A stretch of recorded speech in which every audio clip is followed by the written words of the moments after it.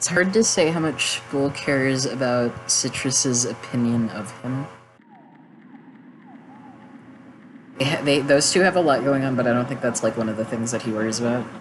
Honestly, now that I'm thinking about it.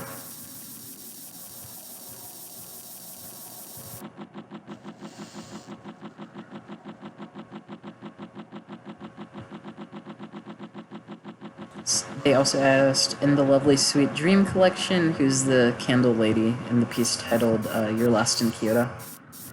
That was Wick.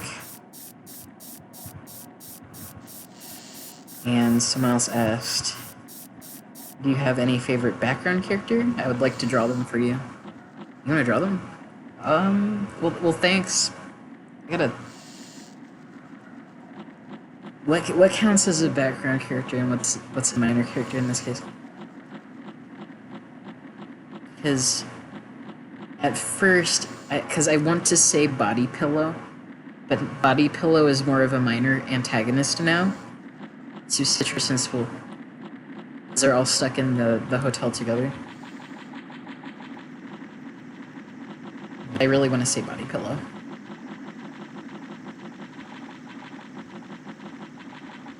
Yeah, Body Pillow really grew on me. How it started was I needed a character for them to be like carrying around, you know, because I wanted to show them moving into like the hotel space so we could get started on their Eggstrom prep. And Body Pillow actually like escaping was never part of the story. Like there was no Body Pillow. It was just gonna be some random guy. I was gonna pull them out of like the, you know, the hat of background character designs that we were sitting on. But in the moment I didn't feel like opening it, and I was like, okay, I'm just gonna design a guy right now. And I was like, oh, I'll just draw a pillow with like arms and legs or something. Because it seemed like the best angle, or the best object to draw at the angle that I was drawing them carrying someone at, where it would still be clear what object they are. And you could tell that they were like unconscious and stuff, and just like the poses, or the pose that the two characters were holding them. And so we ended up with Pillow, and of course I made a bestial because how could I not? And then from there we started actually working on them, and what ended up happening was like, you know, the red is a bit scary. What ended up happening was we get to them sitting in the room together, and where that was supposed to go was they were actually going to talk about Morgan and the fear of birds and stuff, right? And instead, since we were so close to Reach of Ice, I decided we're going to save all this for Reach of Ice, and they're going to talk about something else. So instead of that, you got the super fucking gay episode, where they're like kind of flirting with each other or something, or you know, it's like it just feels like that. They're like supposed being kind of like messing with him a bit, and Citrus is finally acting kind of like himself a bit more, or like being more honest and stuff.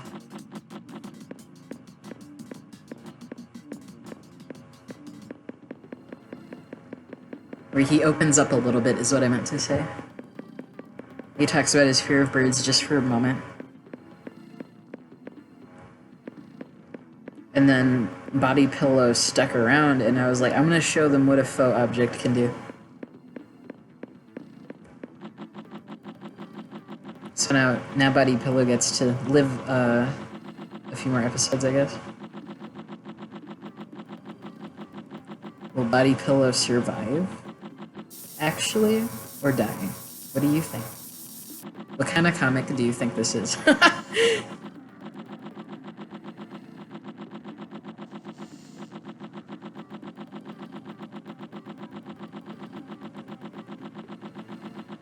What's gonna happen to Body Pillow?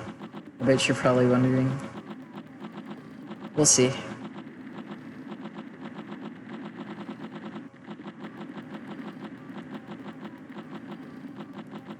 What else was I gonna say?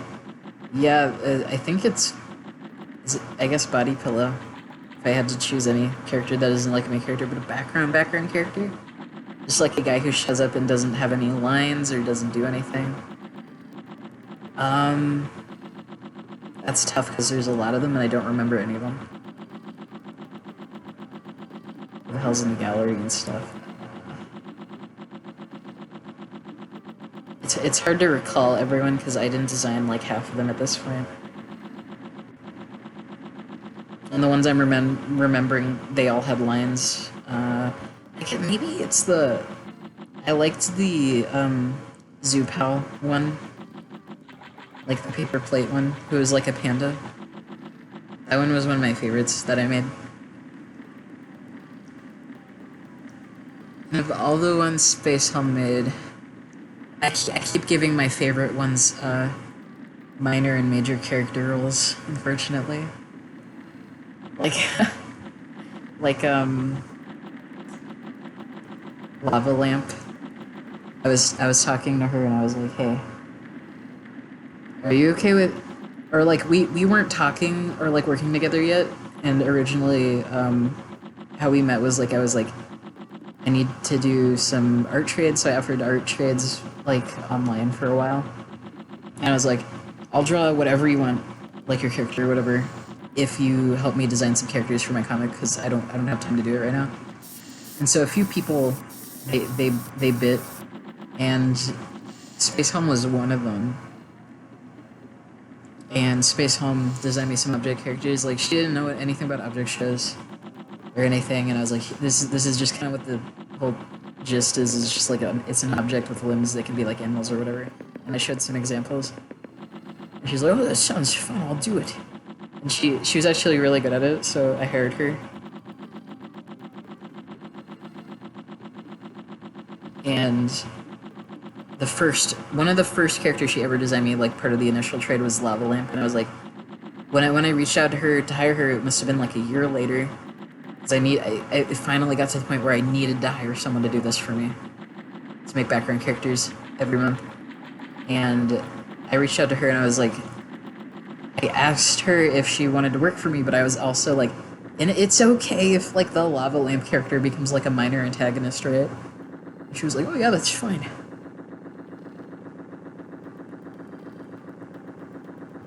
So, I guess another one I really liked that she made was like Hairbell. Hairbell is in Reach of Ice, but they're not a background character anymore.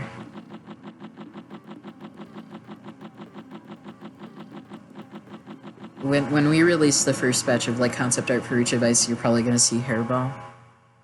Hairbell and what was her name? It was... I keep thinking of the wrong word. It's like on the tip of my tongue. I usually have this in my... So sorry. Okay, I remember now. It was Calamondin. Calamondin. The character's name was Calamondin, I remember. Oh. Space Helm didn't design Calamondin, I did. But she designed Hairbell. Those are two characters in Reach of Ice.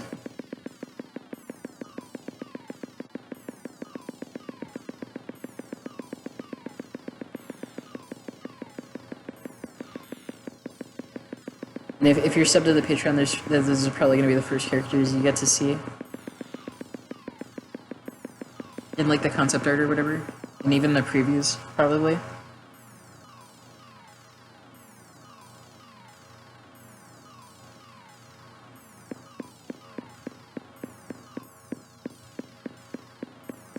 But if you draw the characters, you can draw whoever you want.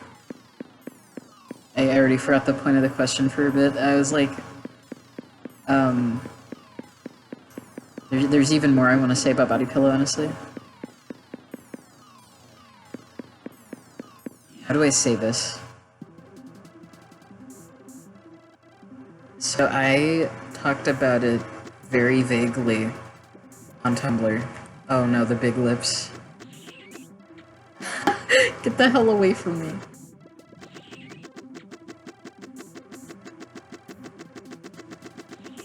Anyways, I said I talked about it very vaguely on Tumblr, but I had like, you know, I was talking about like the AI thing. Oh, that's freaky looking. Where I was like, I had a dream, and I wanted to continue it. I went back to sleep and I couldn't continue the dream. I got frustrated. And I was like, what can I do about this? And I thought about it, and I was like, oh wait, I could just turn it into like a character AI thing, you know? And I really don't use character AI that much because it feels awkward. I'm used to like real people roleplay stuff in games and stuff. But I just like sucked it up just for that one thing, and it actually works really well. Like if you're ever like having a really awesome dream and you're like so in love with like the scenario or something, you could just turn it into character AI. It scratches the itch. It really does. But in that dream, I was actually Body Pillow from Objectified. And the scenario was like, I was being chased by like a parasite or something, and I like got dumped through a portal that popped up into like some pocket dimension or something that was like a forest. And it had like other characters in it who had been there for like a long time, and they've been trapped there or whatever. And you know, it's like dream logic, so like they had like houses and stuff, and it's like, how would they have that? And they had like electricity. And it didn't make any sense. But I was like, I was all for it, because you know, it's like a dream or whatever, it's not that serious. So I like kept that stuff in like the character AI prompt. So I got to be Body Pillow, and that just like being Body Pillow in like this scenario or whatever, it made me get like more attached to like Body Pillow and stuff. This was after I had decided to keep Body Pillow around for some more episodes. And that they weren't just gonna be like another, you know, not what they were originally for in the script, which was just die right away.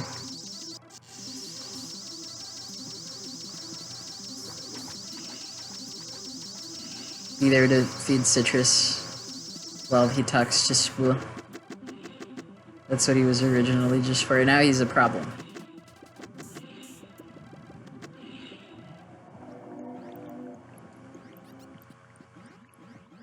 In the dream, I moved into a couple's house, and they had like a bunch of rooms that were like unoccupied because they like expected more people to come through the portals over the years, and I like I was one of them, and I got to move in, and I would help them around their like farm and stuff because they had to grow their own food or whatever. I'm sorry if you can hear my cat meowing. She's like talking to me and walking all over me and stuff.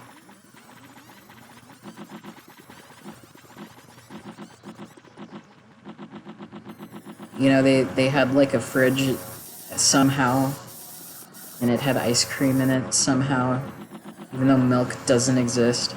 Well, I remember when I got dropped out of the portal, there was like a horse, too, which kind of freaked me out. So maybe there was also a cow. But how would they know they can milk it? They had to figure that out. That's... I'm not gonna think too hard about it. But yeah, I roleplayed out that character AI thing for a while, and then I was like, okay, I'm done. But like, I guess I like Body Pillow more as a character now, just because of that. It's sometimes it's the weirdest stuff, man, that makes you like just like a whatever.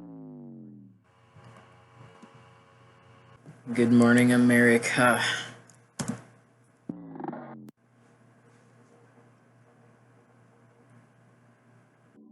This is probably gonna be inserted like just in the fucking middle of some video, but I just woke up.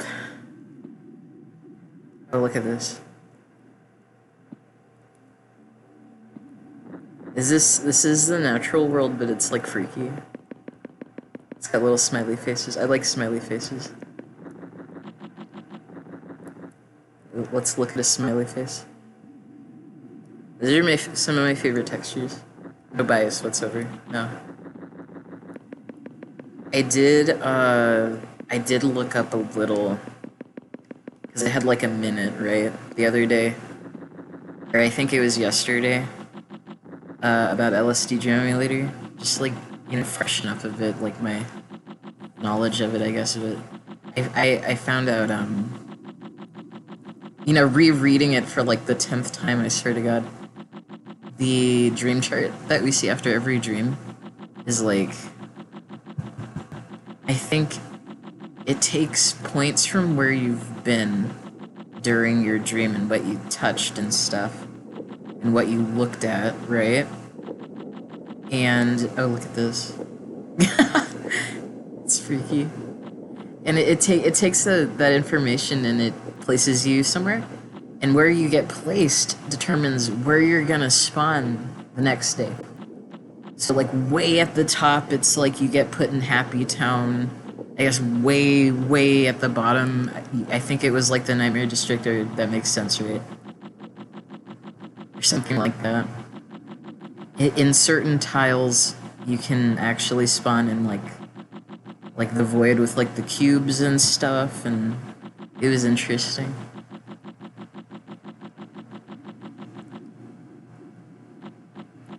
It's so weird, people have to like research how this game works with trial and error and stuff.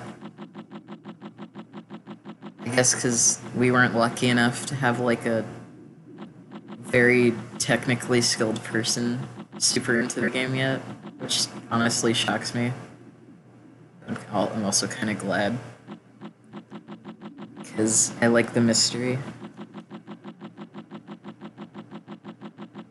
This is one of the textures, like the women and stuff, that people call like a sexual texture. And if I recall, it was because they're like models from like magazines and stuff, like inappropriate magazines. I could be wrong though. And there are some really suggestive textures, but I don't think there's any like explicit ones where you look at it and you're like, oh my god, that's a genital. No, they don't have that.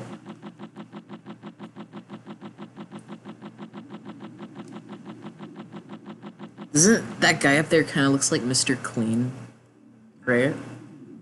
There's some bald guy. I don't know why. I don't know. Kind of. It's a strange choice. I like the rainbow thing right there. Let's go this way. I only have a few more questions. So I'll get through them. I don't have the new microphone yet. I think it comes on like the 20th or the 21st, if I'm lucky.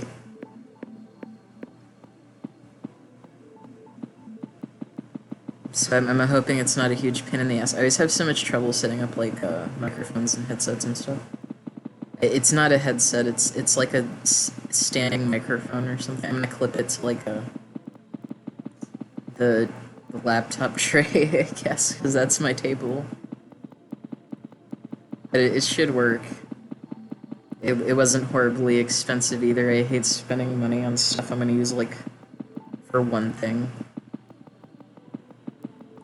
It's so funny. I'm probably gonna use the microphone just for LSD or like videos or whatever, and that's it. Like I'm never gonna use it in like voice calls or anything. Cause I'm so used to doing them on my phone now. Like Discord calls, I always do them on mobile. Cause the microphone on this laptop, like the one you're hearing me through, like, is pretty shitty now.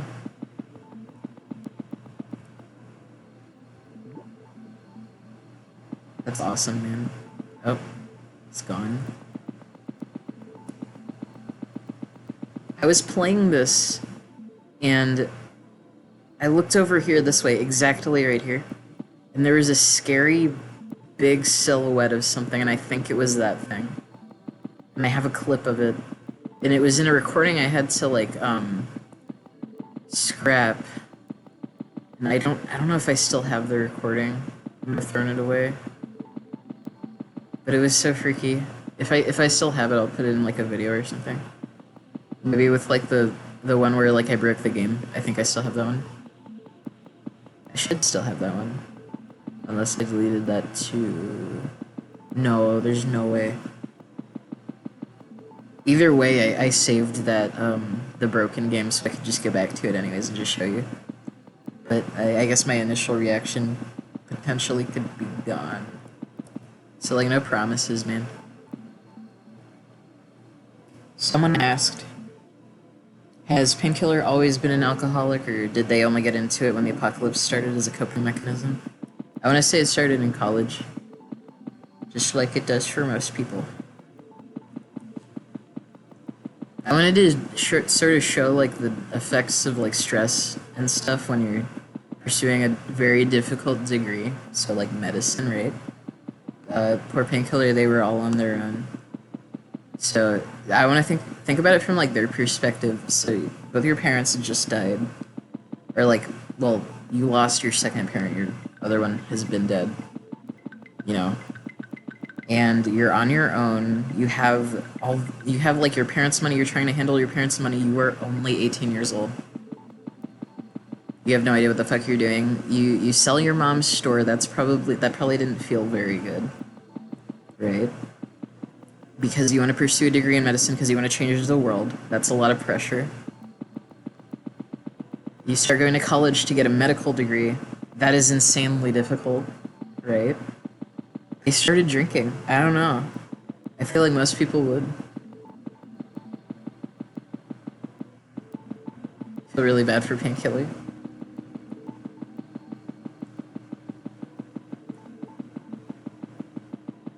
So yeah, I couldn't imagine it going any other way, really. Because Painkiller wanted to really take it on, right? But Painkiller was just, like, way too young for that stuff, in my opinion. And, you know, young people, they do stuff they can't handle and then they do something stupid. Oh, he's back. Come here.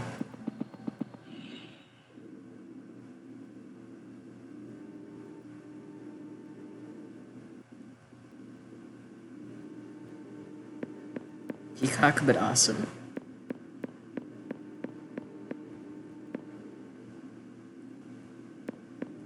I might as well.